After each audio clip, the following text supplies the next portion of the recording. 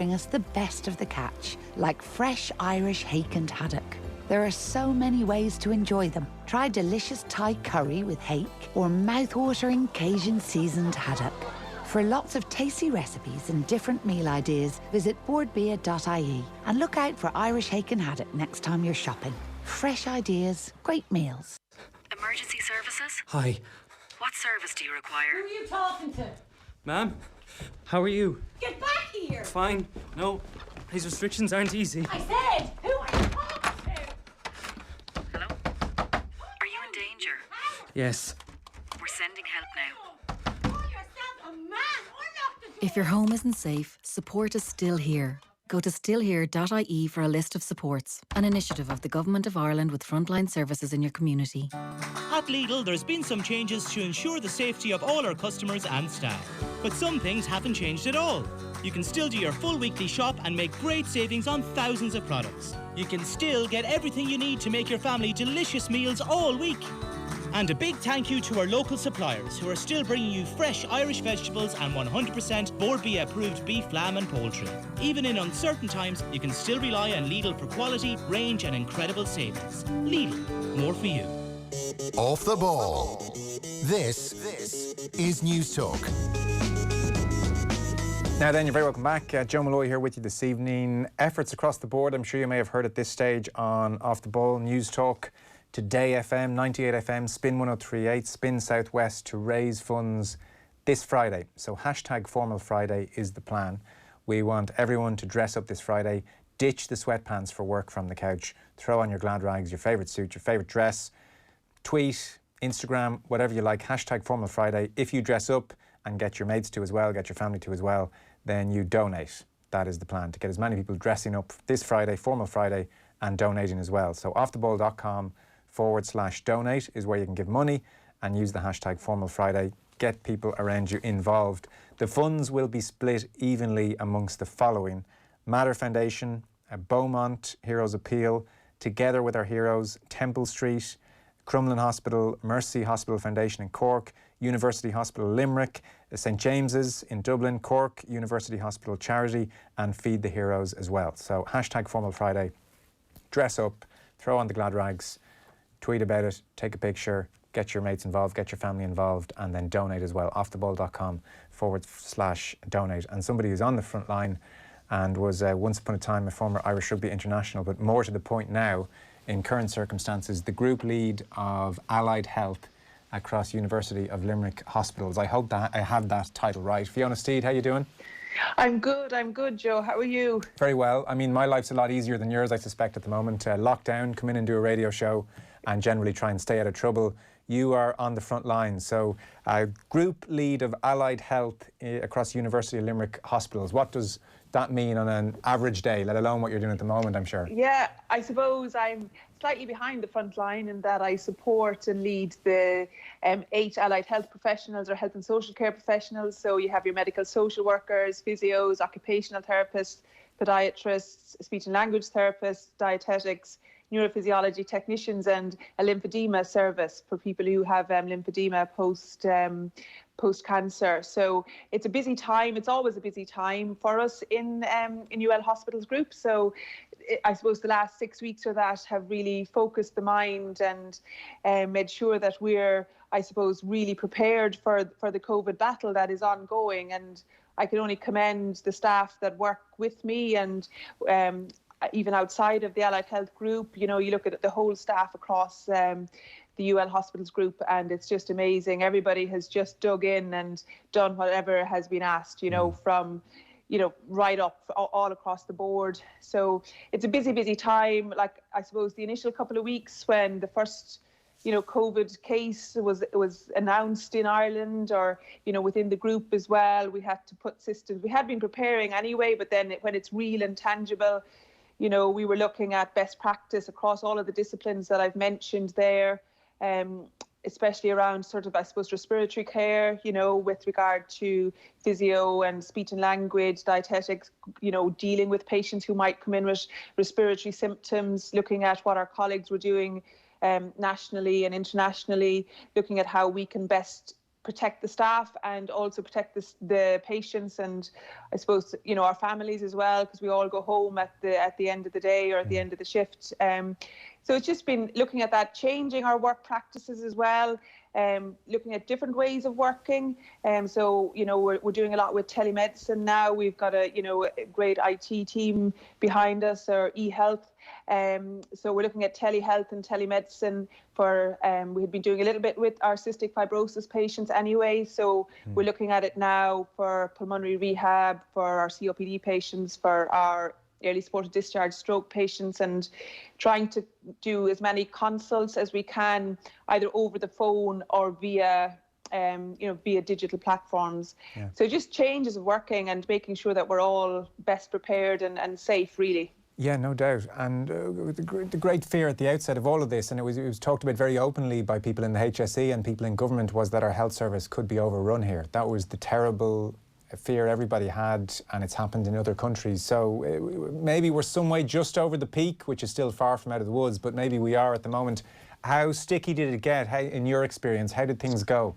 Yeah, we've a great leadership team. We've a great hospital crisis management team and an executive behind that. And I suppose we were putting a lot of things in place before this, before the first case. And I mean, Dr. Catherine Motherway, our intensivist, she's well known at this stage.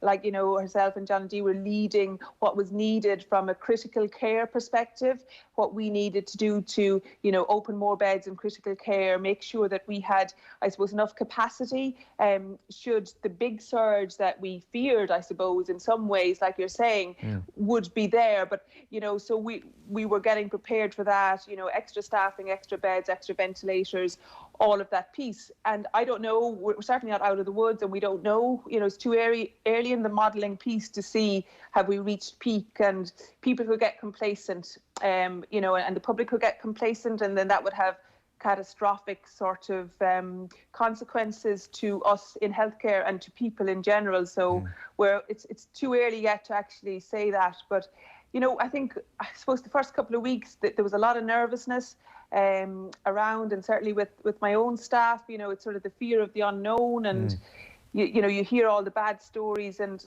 like a lot of people were looking at, lots of WhatsApp messages and stuff going around on social media of the absolute travesty that was happening, in Italy predominantly, and in China before that.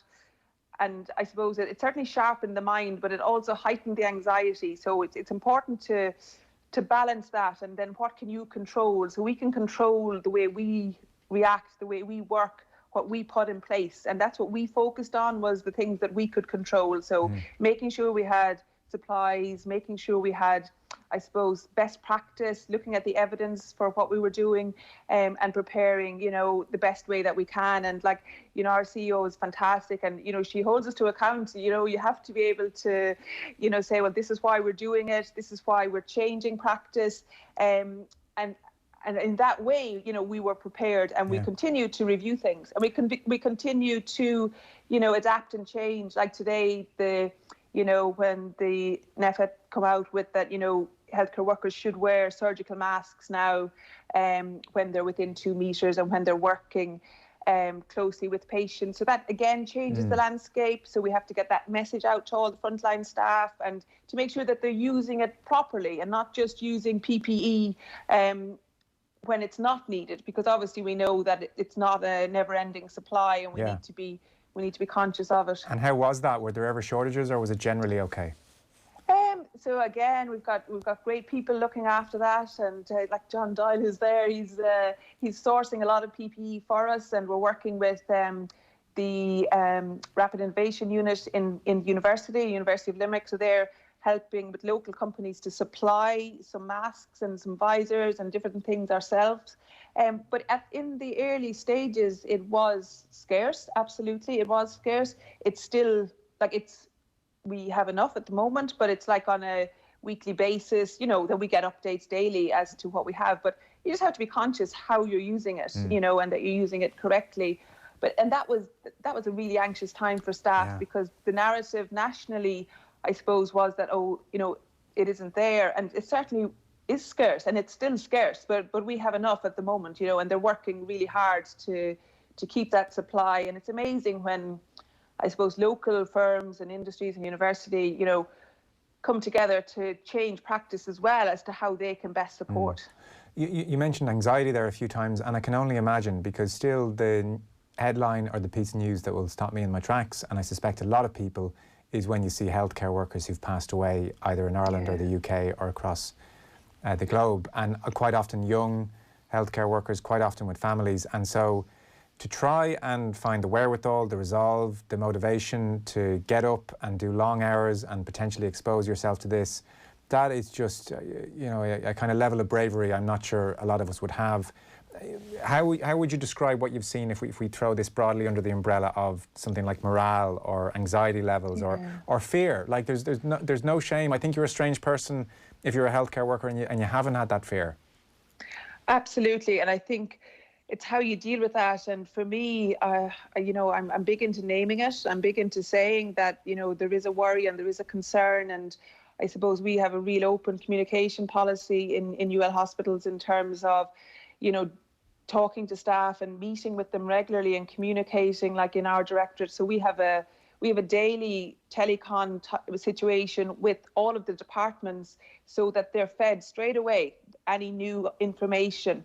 And so that they can ask questions and we can feed back. And I think that's really important. Our medical social workers are working with some clinical psychologists as well around providing, I suppose, that psychological support to staff. And that's a piece that we're working on, because it's really, really important. You know, I'm encouraging, you know, my staff to continue with their clinical supervision, where they get to speak to, I suppose, somebody on a one-to-one basis, not just clinically, but you get a chance then to, I suppose, delve into your own piece. And I think it's really important. It's like you say, you know, you can be caught up in all of this, and it's just really important that every individual within it gets their own time and their own space and somebody to bounce that off. So as I say, medical social workers are doing a great piece with our clinical psychologists around that frontline psychological intervention for line managers and for all staff.